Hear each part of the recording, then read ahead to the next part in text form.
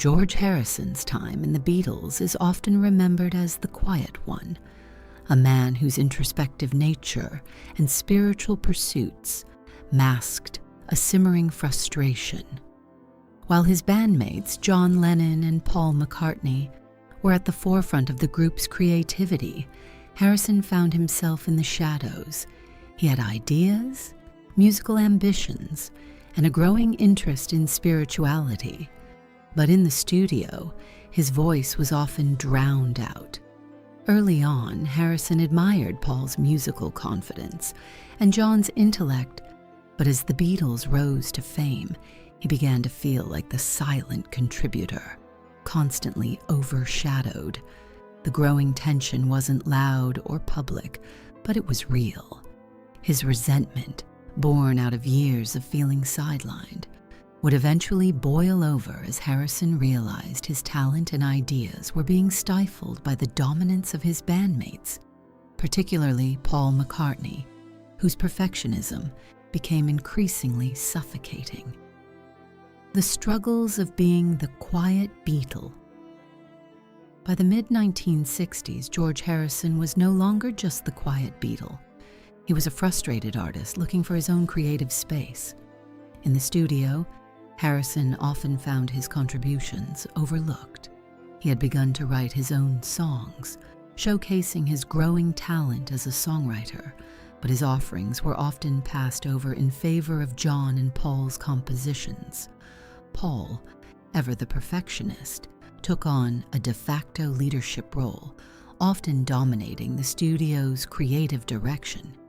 Harrison later reflected that Paul ruined him as a guitarist, not out of malice, but because of years of subtle undermining. His feelings of frustration only deepened, and the more he tried to assert himself musically, the more he was pushed aside. As the band's fame grew, Harrison felt more like a supporting player rather than a key contributor to the group's identity, a role that began to weigh heavily on him. The turning point, the White Album and Let It Be. By 1968, during the recording of the White Album, George Harrison had reached a breaking point. He was no longer content with being sidelined, and his growth as a songwriter and musician made him more vocal about wanting creative space within the band.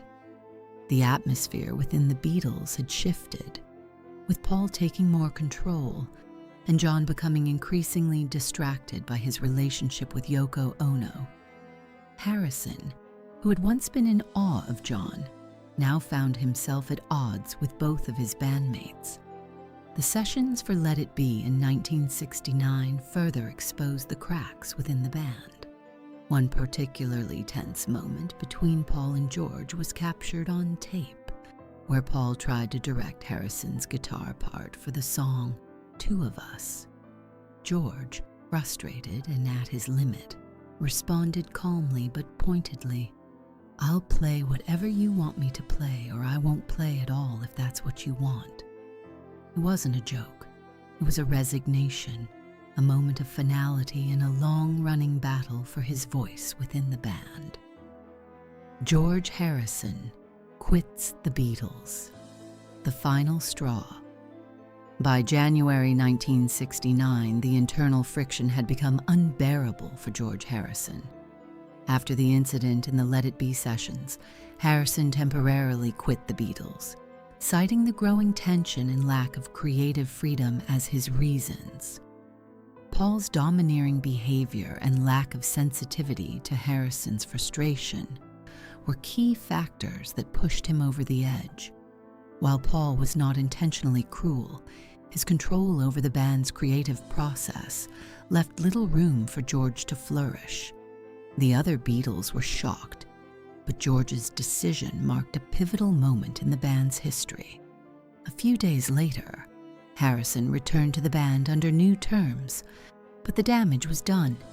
He had already begun to write some of his most iconic songs, like Something and Here Comes the Sun, proving that he had far more to offer than he had been allowed to express during his time with the Beatles.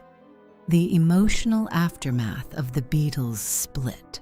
When the Beatles officially broke up in 1970, the split was not just a professional one for George Harrison, it was personal.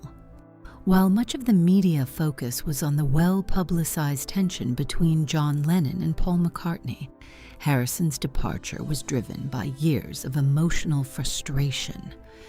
For Harrison, the split from the Beatles was a painful but necessary part of his personal growth. In 1971, he released All Things Must Pass, a solo album that contained many of the songs he had written during his time with the Beatles, but had been rejected or overlooked.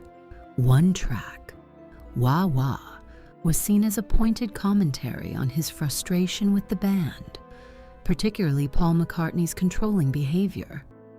The album's success signaled that Harrison was capable of much more than being the quiet Beatle, but it also revealed the deep wounds left by years of suppression within the band. Harrison's bitter feelings toward McCartney. George Harrison's frustration with Paul McCartney was not just about music, it was about control, space, and respect. Harrison later admitted that his lack of confidence as a guitarist stemmed from years of working with Paul, whose perfectionism often overshadowed his own ideas. In a 1975 radio interview, Harrison revealed how the constant second-guessing and micromanaging had damaged his self-esteem. He admitted that the years spent trying to live up to Paul's standards had left him creatively stunted. The relationship between the two was strained, not only professionally, but personally as well. Harrison later admitted that while Paul was a fine musician, his overpowering nature made collaboration difficult. Their relationship deteriorated further after the Beatles broke up, with Harrison feeling betrayed by Paul's role in initiating the legal battles to dissolve the band's business affairs. For George, this betrayal cemented the emotional distance between them, Harrison's estrangement from John Lennon. While George's relationship with Paul McCartney was fraught with tension, his bond with John Lennon was also complex and ultimately painful. In the early days of the Beatles, George looked up to John as a mentor, but as Lennon became more consumed by his relationship with Yoko Ono, he began to withdraw emotionally. Harrison, who had turned to Indian music and spirituality for solace, found that John mocked his interests, which hurt him deeply.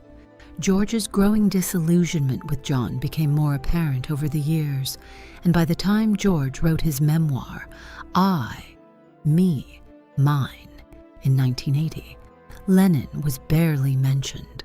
Fans noticed the omission, which spoke volumes about the distance that had grown between the two. Even after Lennon's tragic death in 1980, George's tribute was subdued. It was clear that the emotional scars from their strained relationship had never fully healed, despite the love they had once shared. The Beatles' anthology, Old Habits, Die Hard. In 1994, when the Beatles reunited to work on the Anthology project, old dynamics quickly resurfaced. The surviving members, George, Paul, and Ringo, came together to complete John Lennon's unfinished demos and relive their musical legacy. However, the reunion wasn't as harmonious as it appeared on the surface. George found himself bristling under Paul's direction, and the old tensions quickly re-emerged. Producer Jeff Lynne recalled how George would roll his eyes when Paul got too controlling. Although the media portrayed the reunion as a moment of healing, insiders saw it as a return to old habits. George's frustration with Paul's domineering behavior was still palpable, even after all those years. The Anthology project was a reminder that while the Beatles had created timeless music together, The emotional wounds from their past had never fully healed, and their relationships remained complicated. Harrison's final years and legacy. By the 1990s, George Harrison had largely stepped out of the Beatles' shadow, establishing a successful solo career and gaining respect as a musician and spiritual figure. Despite his success, however, the emotional residue from his years with the Beatles still lingered, particularly with Paul McCartney. Harrison rarely spoke about his time with the band unless prompted, and when he did, his tone was often dry and reflective. In a 1994 interview, he was asked if he missed being in the Beatles, to which he replied, "Not with the others, no." This remark, though delivered with humor, revealed the depth of his unresolved bitterness. Even in the face of illness and mortality, George maintained a quiet but sharp sense of humor. In his final years, as he battled cancer, he reflected on the past with a mixture of acceptance and lingering regret. Harrison's final words, "Love one another," were simple but profound, encapsulating the spiritual journey that had defined his life. But even in death, the complexities of his relationships, especially with Paul, remained unresolved.